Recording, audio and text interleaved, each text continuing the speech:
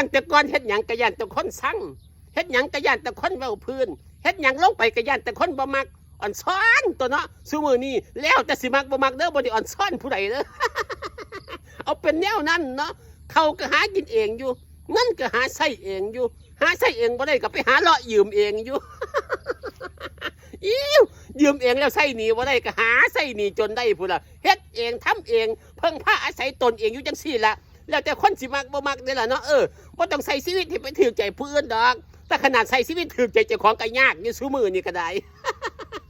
คนเฮาถ้าจะไปเฮ็ดถือกอกถือใจสุคนมันเป็นไปบ่ได้ดอกอันผู้นึงจะมักจังนึงผู้นึงก็มักจังนึงอันเบ้าเพื่อนจังนึงมาจังนึงไปหาผู้นั้นถือใจผู้นั้นเขาก็ย่องเฮาไปหาผู้นี้บ่ถือใจผู้นี้เขาก็เบ้าเพื่อนเฮาเฮ็ดให้ถือใจคนเฮ็ดบ่ได้ดอกเฮ็ดบ่ได้ดอกเอาตั้งแต่ก่อนเงือดง้ออัศจรรย์ใจเถอะเด้ย่านแต่คนสั่ง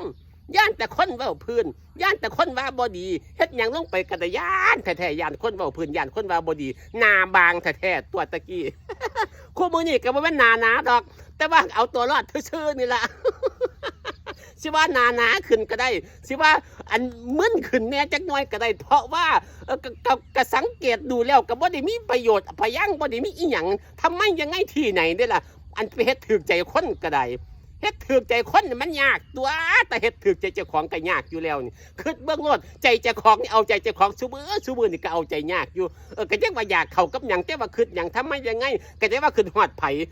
คิดยากแท้เด้เอาใจยากแท้เด้หัวใจเจ้าของนี่ก็ได้ก็ย้อนสิไปเฮ็ดให้ถูกใจผู้อื่นก็ย้อนสิไปทำให้ถูกใจคนอื่นทุกวินาทีทุกสิ่งทุกอย่างอย่าไปเงินอย่าไปง้ออย่าไปอ่อนซ้อนหัวใจคนปานนั้นเฮ็ดให้ถูกใจเจ้าของนี่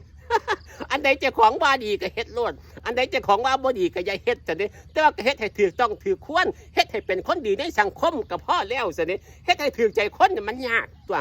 ไหนสิไปปั้นหน้ายิ้มใส่กันอีกไหนสิไปอันเนาะน้ำกันอีกเขาเว้ามาเฮาก็ต้องเนาะน้ำเขาเว้าไปเฮาก็ต้องน้ำเขาสิไปเฮ็ดถูกใจน้ำเขาเป็นไปบ่ได้เมื่อยเจ้าของซื่อบางเทื่อนั่งอยู่น้ำกันเนี่ยเขาเว้ามาถ้าเฮาบ่มันก็บ่คือเด้ก็ต้องน้ำเพิ่นเนาะน้ำเพิ่นบ่จักปากจักตาบ่จักพริกดินบ่จักยิ้มใส่กันน้ำเพิ่นซั่นตัวอันถ้าบ่เฮ็ดน้ำเพิ่นก็บ่คือเนาะก็ไปไปเนาะน้ำเพิ่นซั่นตัวเฮ็ดถูกใจคนนี่มันยากอย่าสิไปเฮ็ดถูกใจคนปานนั้นผู้ใดอยากสั่งก็สั่งผู้ใดอยากว่าก็ว่าผู้ใดอยากหยังบ่หยังก็แล้วแต่เขาอย่าไปคิดหลายปานนั้นคิดเจ้าของเองนี่ว่าเขาก็กินเฮือนเฮาบ่ได้ไปสัวความเพิ่นกินข้าวโตก็บ่ได้ไปสัวความเพิ่นจักเทื่อคิดจังซี่สบายๆง่ายๆเฮ็ดถูกใจเจ้าของสั่นตัวเนาะ ตั้งแต่ก่อนตั้งแต่ก่อนจะเข้าเป็นสาวซ้ำหน่อยก็แต่ว่าไปเฮ็ดถูกใจคนเพิ่นหยังเมื่อยซื่อๆซั่นนี่กิน